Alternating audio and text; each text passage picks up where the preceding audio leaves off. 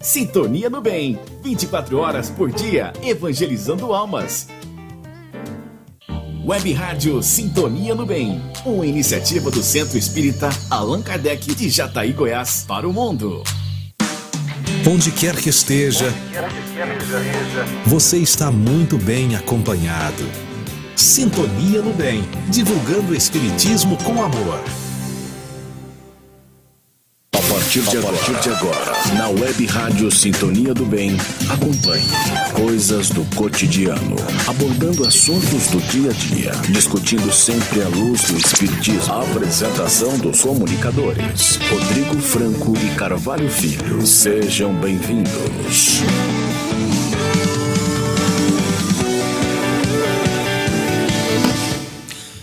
Muito boa tarde, estamos de volta com o nosso programa Coisas do Cotidiano.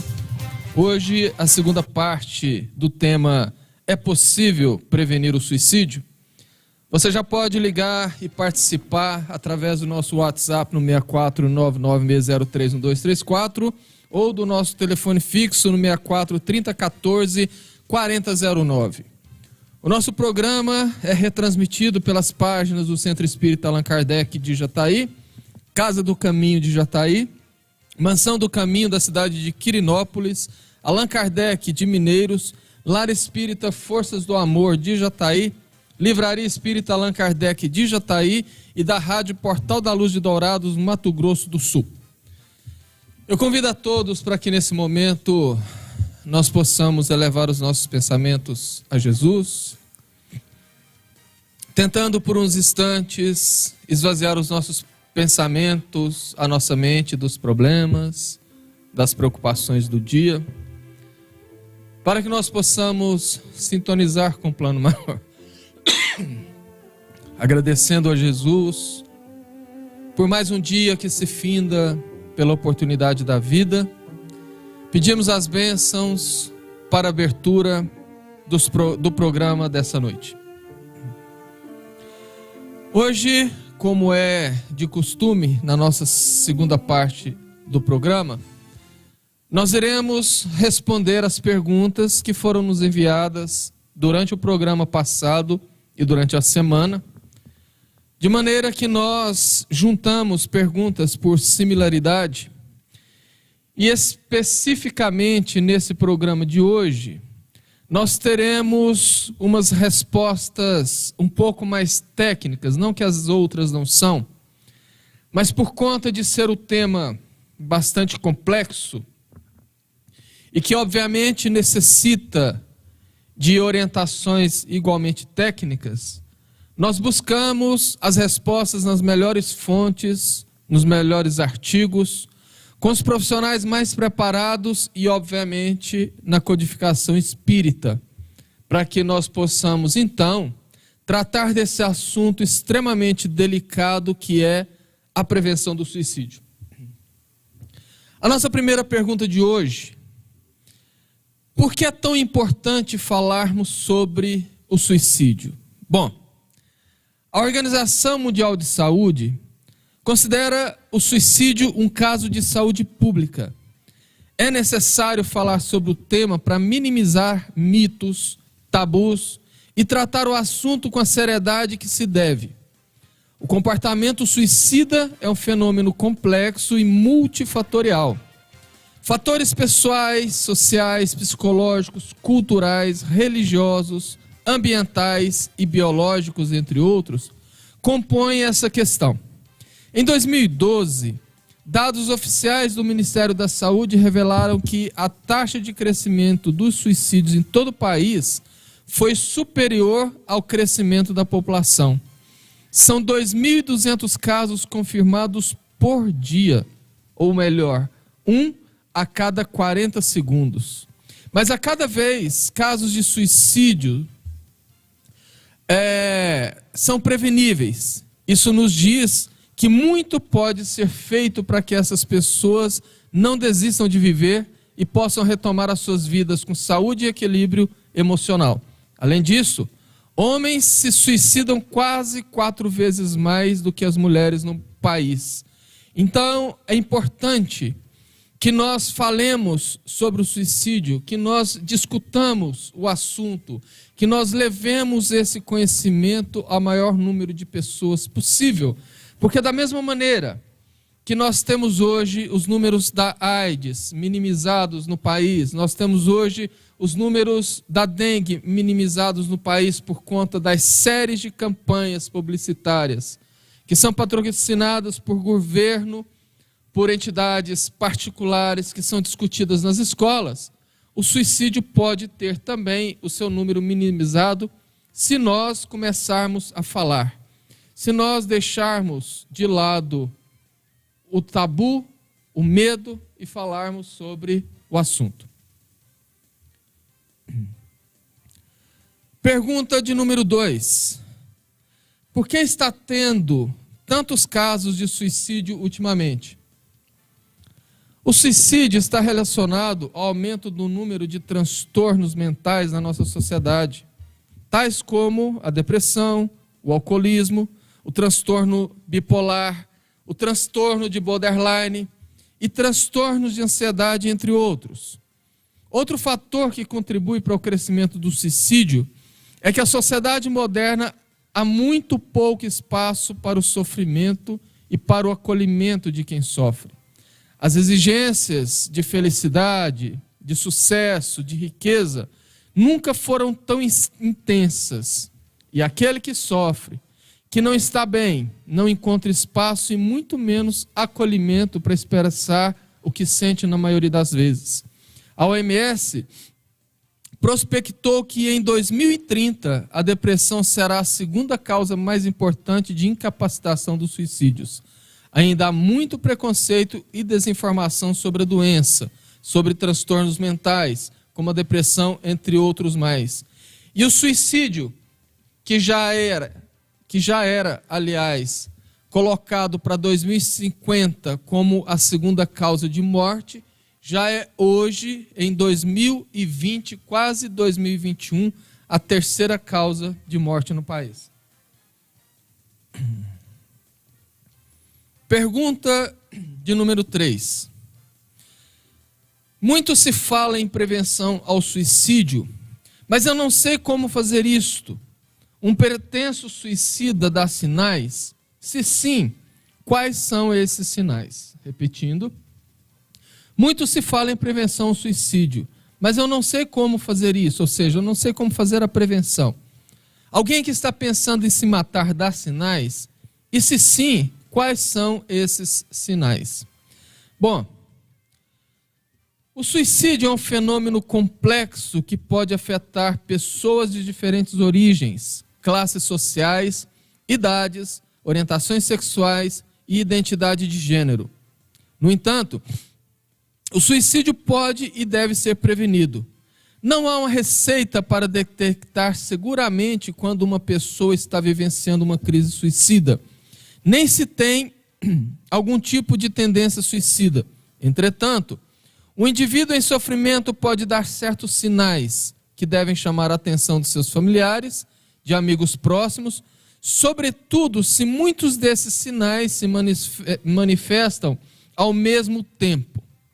Saber reconhecer os sinais de alerta em si mesmo ou em alguém próximo a você pode ser o primeiro e mais importante passo. Essa observação pode ser feita no cotidiano, no dia a dia, na convivência, no trabalho e até nas conversas pelas redes sociais, porque, afinal, são vários os sinais que não devem ser considerados isoladamente. O primeiro deles, o aparecimento ou agravamento de problemas de conduta ou de manifestações verbais durante pelo menos 2 semanas. Ou seja, essas manifestações não devem ser interpretadas como ameaças, nem como chantagens emocionais, mas sim como avisos de alerta para cada risco real.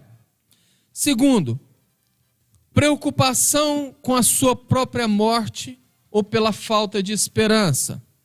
As pessoas sobre risco de suicídio costumam falar sobre a morte e suicídio mais do que o comum. confessam se sentir sem esperanças, culpadas, com falta de autoestima e têm visão negativa de sua vida e futuro. Essas ideias podem estar expressadas de forma escrita, verbal ou por meio de desenhos. Terceiro, expressão de ideias ou intenção suicidas. Fiquem atentos para os comentários, como, por exemplo, aqueles que podem parecer muito óbvios, mas muitas vezes são ignorados. Vou desaparecer, vou deixar vocês em paz. Eu queria poder dormir e nunca mais acordar. É inútil tentar fazer algo para mudar. Eu só quero me matar. E, finalmente, o isolamento. As pessoas com pensamentos suicidas podem se isolar não atendendo a telefonemas, a mensagens, interagindo menos nas redes sociais, ficando em casas ou fechado nos seus quartos, reproduzindo ou reduzindo todas as atividades sociais, principalmente aquelas que costumam ou que gostam de fazer. Ao observar alguém com esses sinais, é interessante tentar conversar e se prontificar para ajudá-lo, mesmo que direcionando a auxílio especializado. Pergunta de número 4. A produção está nos solicitando para avisar, para pedir para que os ouvintes nossos curtam e compartilhem os vídeos com o assunto suicídio, porque está sendo segurada pelo YouTube e pelo Facebook. Você quer dar uma explicação melhor aí, Claudinho? Abre o microfone, por favor. Boa noite, Carvalho. O pessoal entender um pouquinho melhor, as plataformas do Facebook e do YouTube, todo o assunto que a gente está transmitindo, que tenha como tema suicídio, eles estão segurando os vídeos, então eles não estão repassando eles para frente. Então o pedido nosso é que o pessoal curta esses vídeos e compartilhe para as pessoas que eles acreditam que necessitam desse assunto, porque através do YouTube eles entendem que o assunto é... Importante. Não, pelo contrário. Eles entendem que o assunto não é importante. Não é importante. Algumas palavras-chave dentro do YouTube e do Facebook acabam sendo prejudiciais para os vídeos. Isso aí traz, aliás, uma demonstração do quanto se precisa desmistificar o suicídio. O que ocorre é o seguinte: plataformas como o YouTube e o Facebook possuem algoritmos que são, em outras palavras, robôs que avaliam, que analisam todas as palavras que são ditas durante os vídeos. E dessa maneira eles vão capturando certas palavras que indicam determinados assuntos ou comportamentos. E quando se fala de suicídio, a tendência é que eles não propaguem esses vídeos, provavelmente por conta do chamado efeito Werther, que nós já falamos outras vezes, que é aquela ideia de que tudo que se diz referente ao suicídio não pode ser falado para evitar a imitação, para evitar o mimetismo. E é justamente a primeira coisa que nós conversamos aqui hoje, a necessidade de se falar. Então, você ajudaria muito, não a nós do programa, não a nós da rádio, mas o assunto, mas a ideia, se você curtir o vídeo e principalmente se você compartilhar.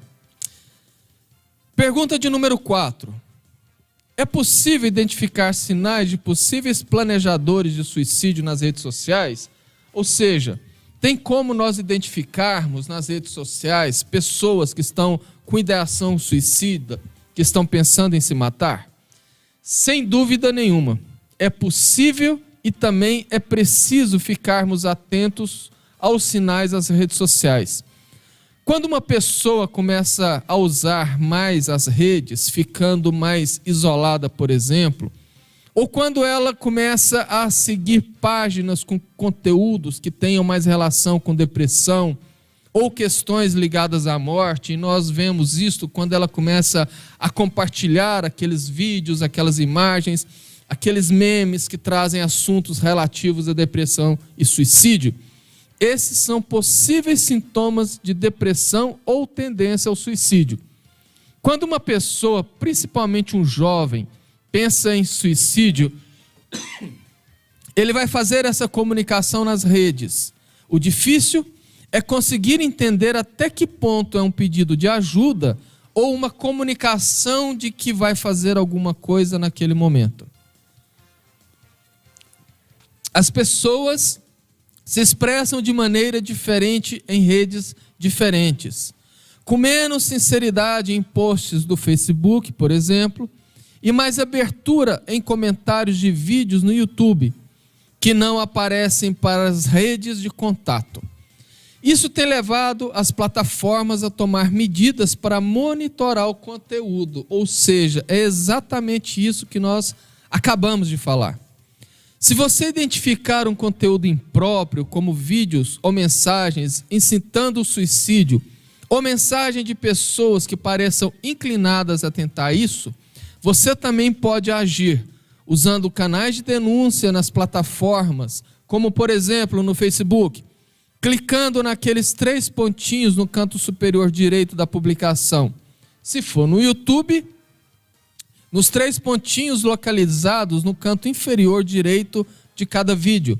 No Twitter, na lateral direita superior do tweet. No Instagram, nos 3 pontinhos do lado superior direito. O Facebook, por exemplo, envia uma mensagem dizendo, aspas, um dos seus amigos está preocupado com você, fecha aspas, oferecendo opções de ajuda ao usuário. Por isso é importantíssimo que nós, os contatos, os amigos, observemos bastante, pois assim, com toda certeza, estaremos trabalhando a prevenção. Pergunta de número 5. Podemos dizer que dependentes de droga, de álcool e fumantes são suicidas? Seria o combate aos vícios uma espécie de prevenção ao suicídio? A leitura que a doutrina espírita faz do suicídio é bastante abrangente. É interessante ressaltar que para os espíritas não existe a morte, ou seja, o espírito que pratica o autoextermínio considera que vai ceifar sua vida, mas isso não acontece porque o espírito continua vivo do lado de lá.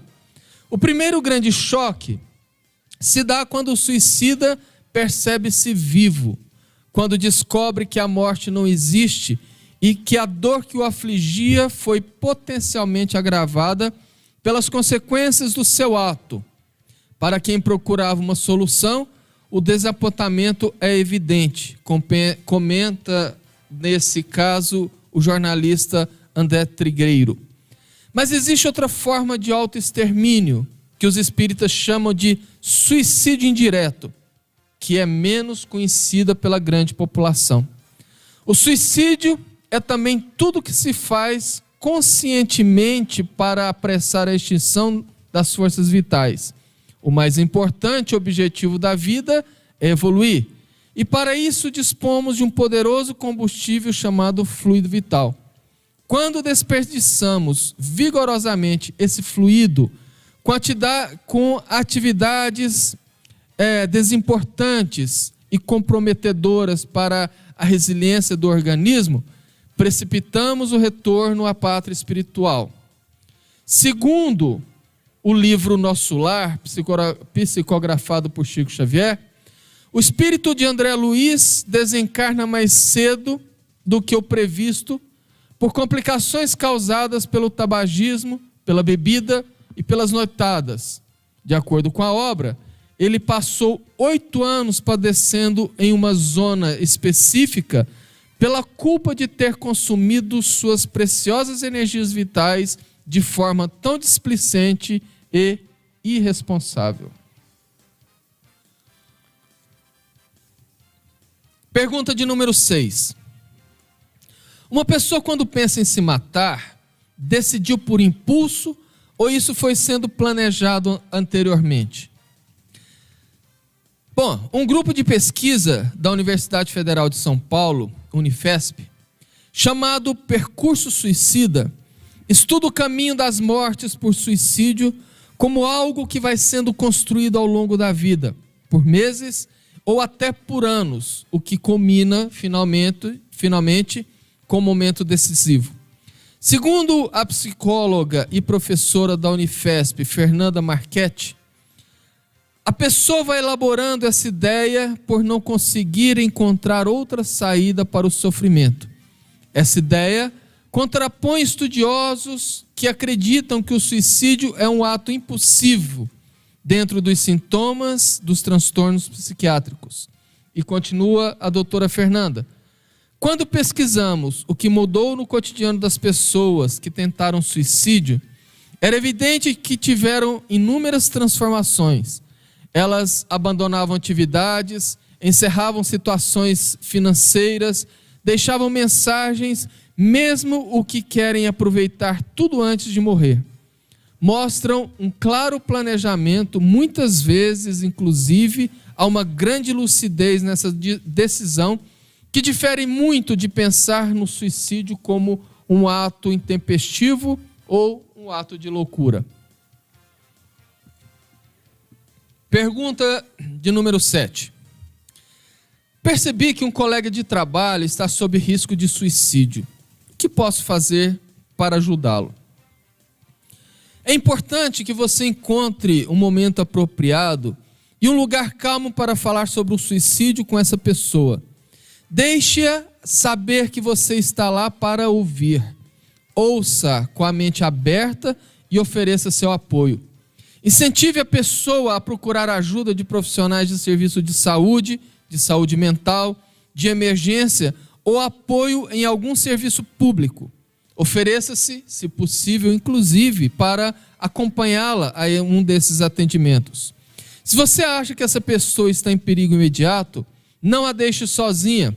Procure a ajuda de profissionais de serviço de saúde de emergência e entre em contato com alguém de confiança, de preferência indicado pela própria pessoa.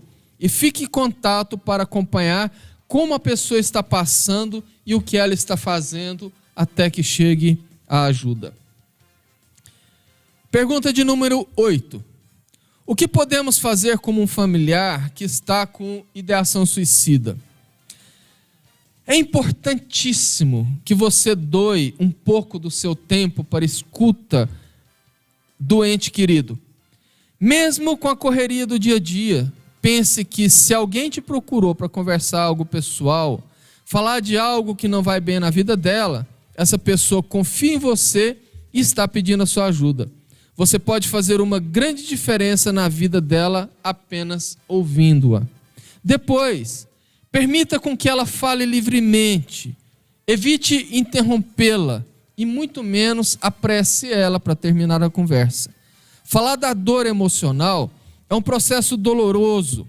Ache um momento onde outros afazeres não tomem o seu tempo e, de preferência, que seja logo. E, principalmente, se marcou para outro dia ou outro momento, não esqueça de procurar a pessoa e dizer que está ali para ouvi-la. Não vale dizer que conversa com ela depois e simplesmente sumir. Lembre que se você demorar, pode ser tarde demais. Não faça comparações. Não a compare com você ou com seu sofrimento. Cada ser humano tem uma história genética, uma história pessoal, cultural, ambiental, o que compõe e o que o torna um ser único. As comparações são sempre danosas ao psiquismo. Sofrimento não se compara, sofrimento se ampara.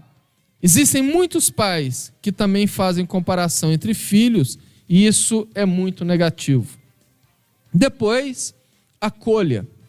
Ofereça além do seu tempo. Ofereça uma escuta sinceramente atenta e interessada. Olhe nos olhos. Tenha uma fala mais branda. Cuidado com os gestos, pois o corpo fala. Nada de ficar olhando toda hora as mensagens do celular ou do relógio. Se você estiver ali, mas com a atenção e o pensamento voltados para outro lugar, a pessoa irá perceber a sua ausência e isso só vai contribuir para o seu sofrimento ao invés de amenizá-lo. Também, não ofereça soluções prontas. Oferecer soluções prontas poderá ser visto como uma forma de banalizar a dor do outro. Outra tendência muito comum é quando alguém se dispõe a ouvir o outro sobre alguma dificuldade ou problema, e aquele que escuta começa a dar um monte de soluções prontas que possivelmente, além de não servirem ao outro, vêm carregadas de preconceitos ou de julgamentos. Quem chegou num nível de sofrimento ao ponto de pensar em tirar a própria vida, precisa antes de tudo da escuta e da acolhida para poder falar desse momento de dor. Eles precisam desabafar e se sentir compreendidos. Nem sempre as pessoas estão procurando soluções para os seus problemas. Elas estão procurando acolhimento. Até porque uma ação para dar conta de um problema pessoal deve partir da análise e construção da própria pessoa. Com a ajuda profissional adequada e necessária, ele irá no futuro descobrir suas próprias e autênticas formas de lidar com o que está afligido. E finalmente, ofereça-se para ir com a pessoa, procurar ajuda ou certifique-se de que ela procurou por ajuda profissional. Você pode sugerir que ela procure a ajuda de um profissional para tratar dos seus problemas emocionais. Incentive-a deixando claro que esses profissionais de saúde mental, como por exemplo médicos psiquiatras ou psicólogos, são pessoas preparadas e treinadas para promover a saúde e a vida em amplo sentido. Que aquele sofrimento pode estar relacionado a um transtorno mental e que tem tratamento, e que ela pode melhorar e ter uma vida equilibrada e feliz ao realizar o tratamento adequado. Diga que vai ajudá-la a encontrar um profissional se for o caso. Ofereça-se para ir com ela nas primeiras consultas, se necessário.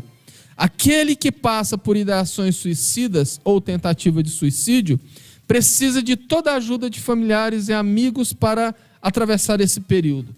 Então, nós podemos dizer que esses são os passos principais que servem tanto para um familiar, como nós vimos anteriormente, para um ente querido, para um amigo, para colegas ou para qualquer outra pessoa que nós identificarmos que esteja com ideação suicida. Pergunta de número 9. Minha irmã mais velha está muito deprimida e falando em acabar com a vida. Já não sabemos mais o que conversar ou fazer para ajudar ela nesse momento difícil. Onde podemos ajudar? Onde podemos buscar mais ajuda para prevenir que ela se mate? Repetindo, minha irmã mais velha está muito deprimida e falando em acabar com a própria vida. Já não sabemos mais o que conversar com ela ou o que fazer para ajudá-la nesse momento difícil. Onde podemos buscar ajuda para prevenir com que ela se mate? É muito importante buscar ajuda especializada nesses momentos onde já não se sabe mais o que fazer. E os que são de acesso mais fáceis e gratuitos são os CAPs, unidades básicas de saúde, como os da saúde da família, postos e centros de saúde. As UPAs, 24 horas. O próprio SAMU, com o telefone 192. Hospitais gerais ou hospitais de clínicas, pronto-socorro, ou ainda o Centro de Valorização da Vida, conhecido como o CVV, com número que tem ligação gratuita para telefone fixo e celular de 188. O CVV realiza apoio emocional e prevenção do suicídio, atendendo voluntária e gratuitamente todas as pessoas que querem e precisam conversar sobre total sigilo por telefone, por e-mail, por chat e por VoIP 24 horas todos os dias.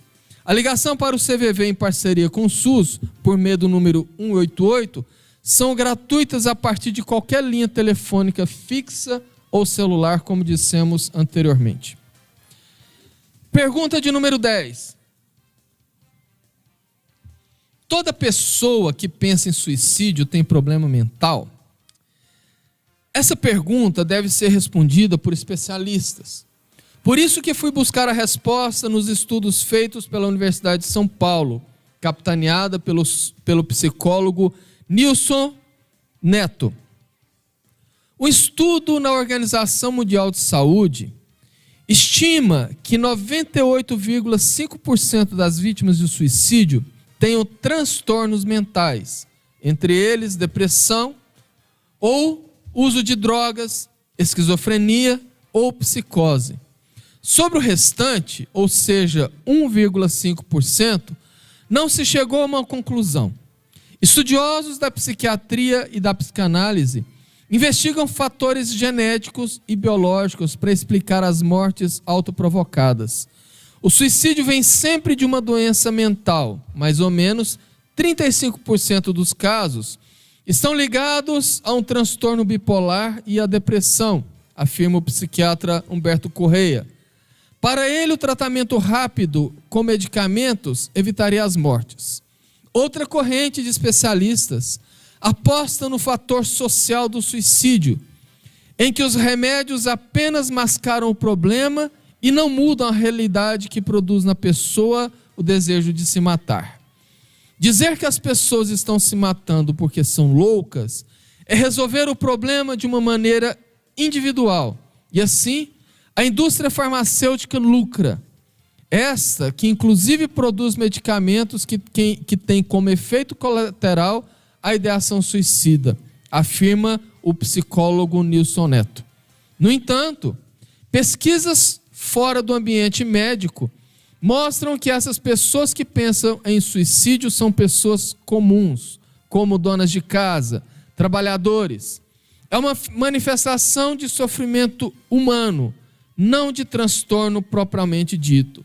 Ele ainda afirma: alguém que vive numa favela, trabalha 8 horas, gasta 5 horas de ônibus, começa a beber e tenta o suicídio, não estava deprimido.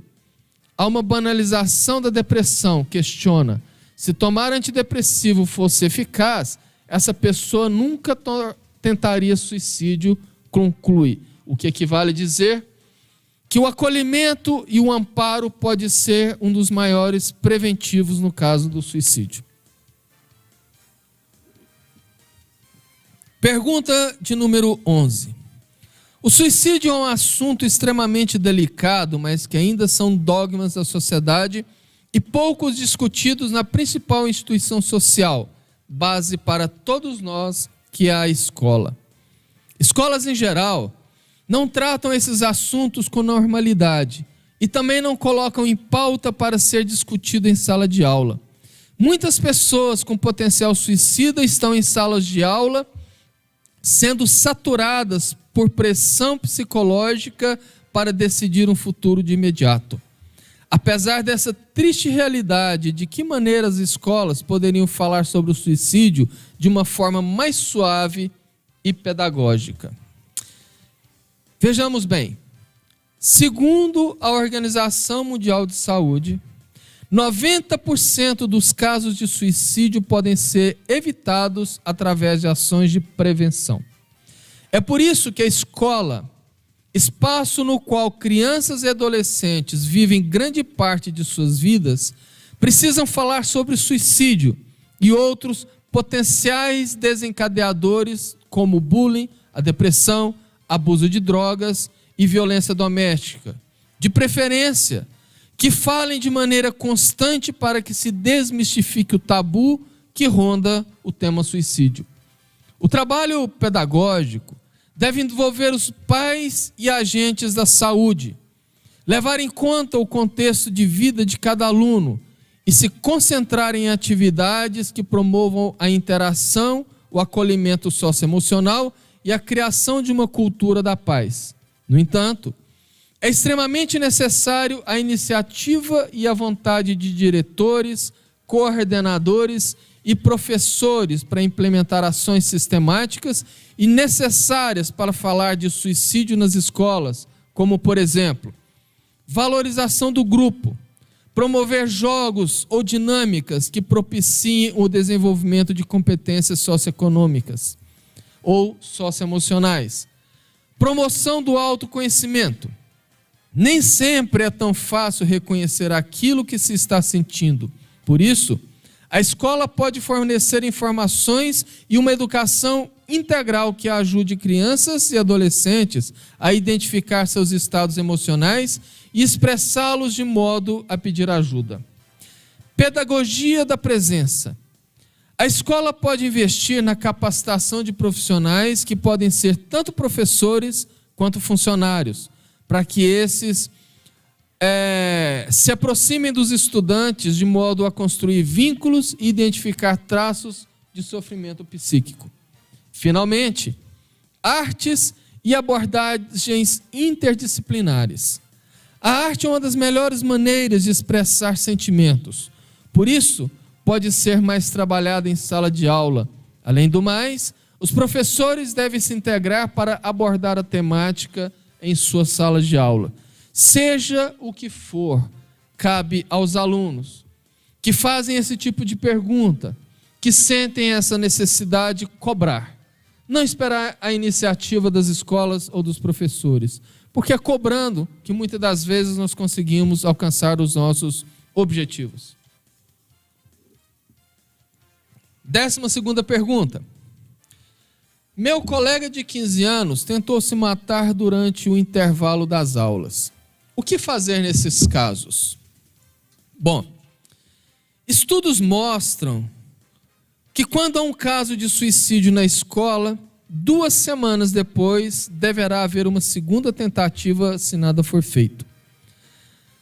Sheila Cavalcante, da Unifesp, diz que adolescentes podem encarar o ato de tirar a própria vida como uma espécie de heroísmo ou exemplo a ser seguido.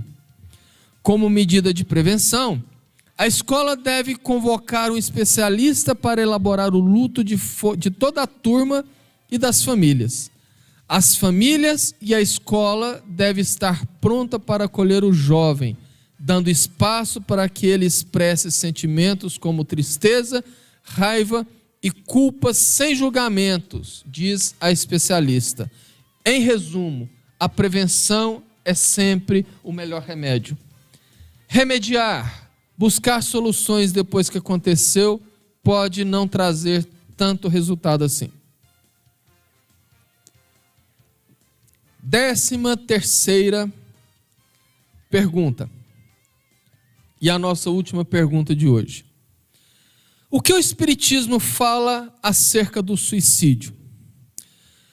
Muitos de nós, por não ter a dimensão exata do que significa ser um suicida, acredita que suicida é aquele que, levado por um ato de completo desatino, atentando contra a própria vida, consegue a sua vontade.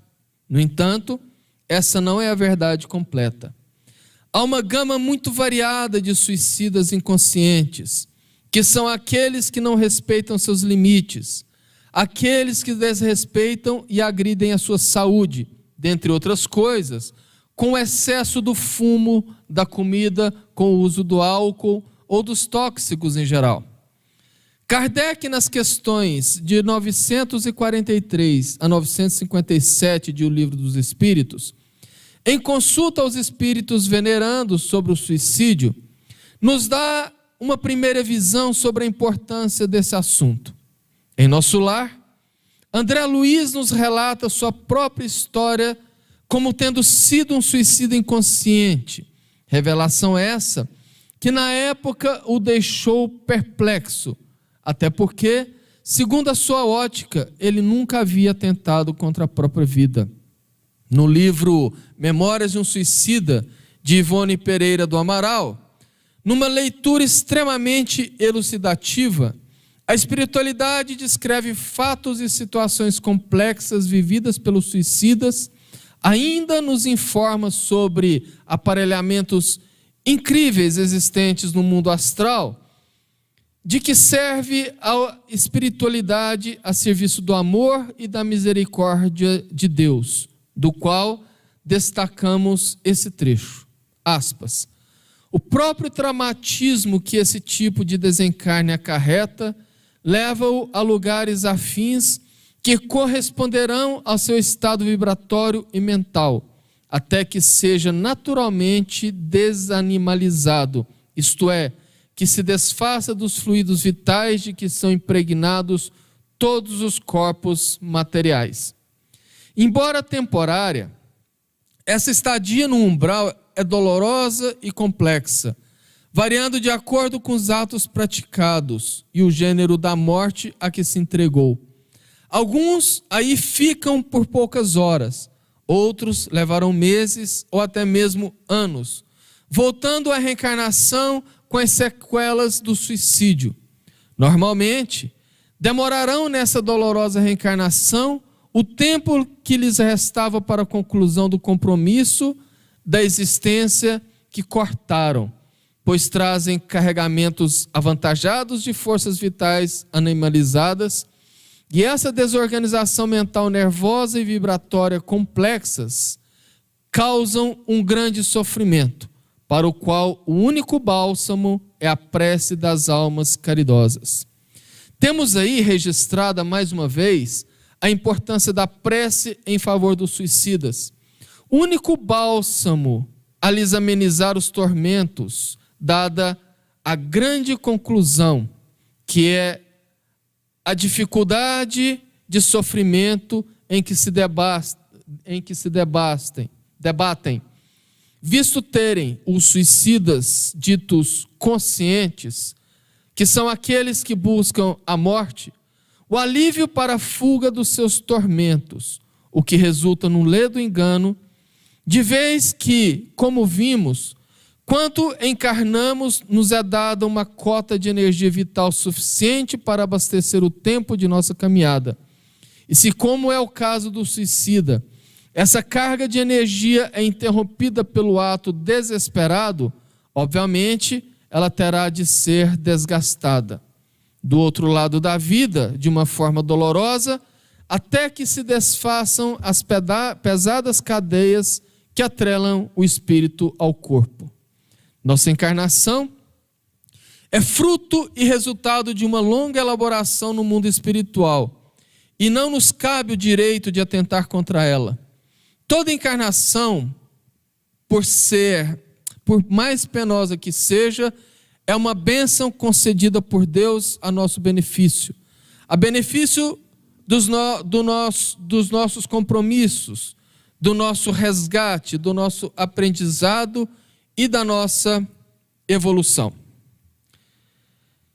É por isso, caros ouvintes, que nós conclamamos a todos, principalmente como falamos no programa anterior, conclamamos os educadores e os evangelizadores para abraçarmos as campanhas de prevenção ao suicídio e principalmente ao aborto.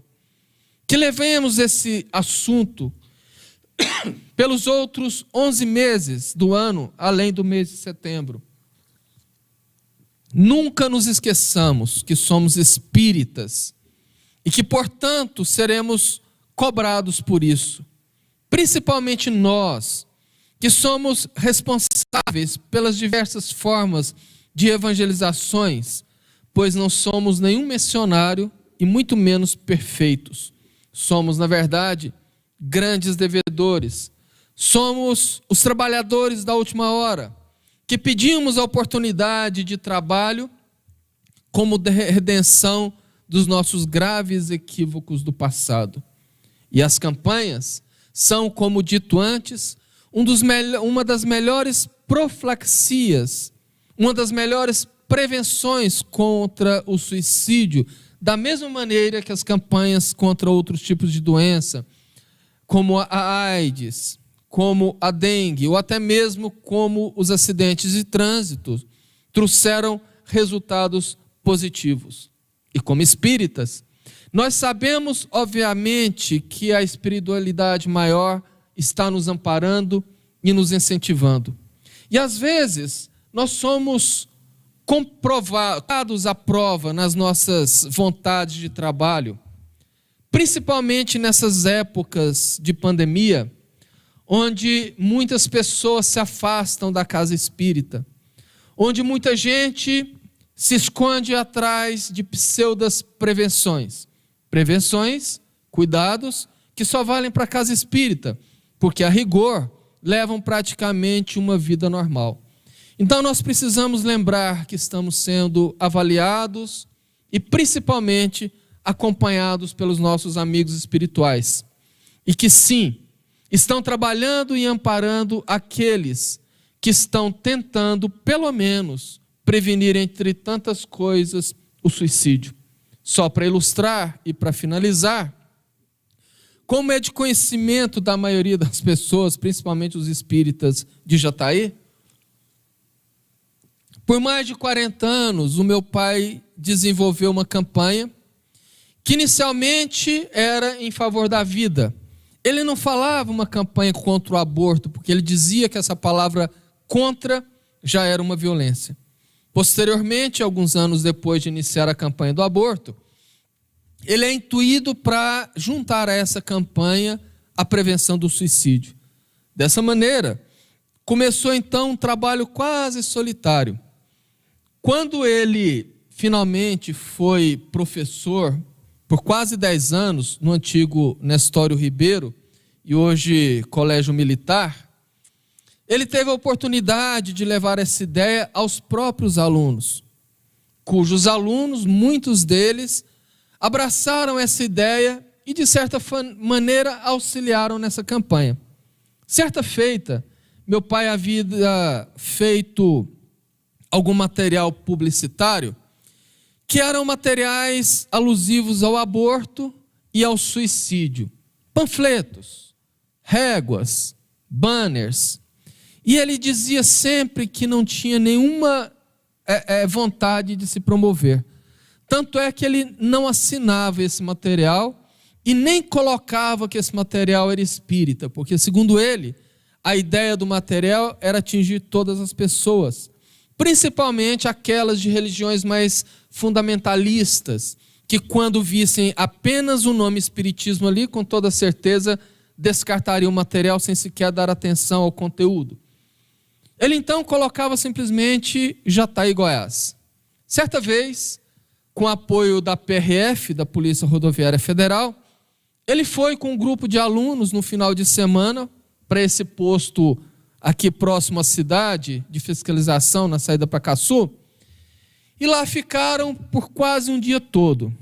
Os agentes, os policiais, paravam carros, paravam ônibus e perguntavam se poderia ser distribuído ali os materiais da campanha do suicídio e do aborto.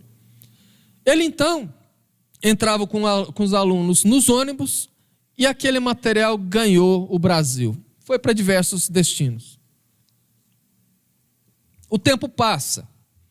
Quase 2 anos depois, eis que o telefone do IPASGO, que era onde a minha mãe trabalhava na época, toca. E o interessante é que a agência do IPASGO naquela época tinha para atender os segurados 4 baias, cada baia com telefone, tinha na administração 3 outras salas, cada sala com um telefone, e minha mãe trabalhando, eis que toca o telefone dela. Ela atende. Do outro lado da linha, a pessoa se identifica apenas como uma professora. Ela diz: veja bem, eu não sei onde eu estou falando e com quem eu estou falando. Eu sou a fulana de tal, sou professora de 1º grau da cidade X, aqui do estado do Espírito Santo. Tenho aqui nas minhas mãos um material bastante interessante que fala sobre aborto e sobre o suicídio. Esse material chegou para mim através de um aluno que estava vindo do Tocantins para o Espírito Santo e passando pela cidade de Jataí recebeu esse material e aqui só tem escrito Jataí. E eu gostaria muito de trazer essa campanha para cá. A nossa escola está tendo muitos casos de suicídio e muitos casos de aborto. como não fala de onde é, quem é, e muito menos qual a instituição que fez, eu entrei aqui no Google, digitei Jataí, Goiás e pedi um telefone de algum órgão. E me caiu esse telefone e eu estou ligando. A minha pergunta é o seguinte: a senhora por acaso conhece a pessoa que faz essa campanha aí em Jataí? Aí minha mãe, arrepiada praticamente toda, respondeu: sim, eu conheço. É o meu marido. Então por aí nós vemos o quanto a espiritualidade trabalha, o quanto a espiritualidade ajuda. E é bom sempre que se diga: é muito melhor estarmos do lado de cá, trabalhando a prevenção, trabalhando a orientação, trabalhando a ajuda, do que do outro lado sendo ajudado. A escolha é de cada um de nós. Que fique pela nossa consciência, que fique pela nossa vontade. A ideia está aí e cabe a cada um abraçar ou não. Aqui encerramos mais uma vez o nosso programa. Na próxima quarta-feira estaremos de volta com um novo tema. Sempre coisas do cotidiano discutidos à luz da doutrina espírita. No próximo programa teremos a presença de um convidado que nos auxiliará na discussão do tema, respondendo perguntas, e que você já pode mais uma vez enviar pelo nosso WhatsApp no 64996031234 ou deixando nas caixas de diálogos, seja do YouTube, seja do Facebook. Agradecemos muito a atenção, a audiência de cada um e agradecemos mais ainda ao nosso Mestre Jesus pela oportunidade e pelo apoio. Que Deus possa nos iluminar a todos. Muito obrigado e até a próxima.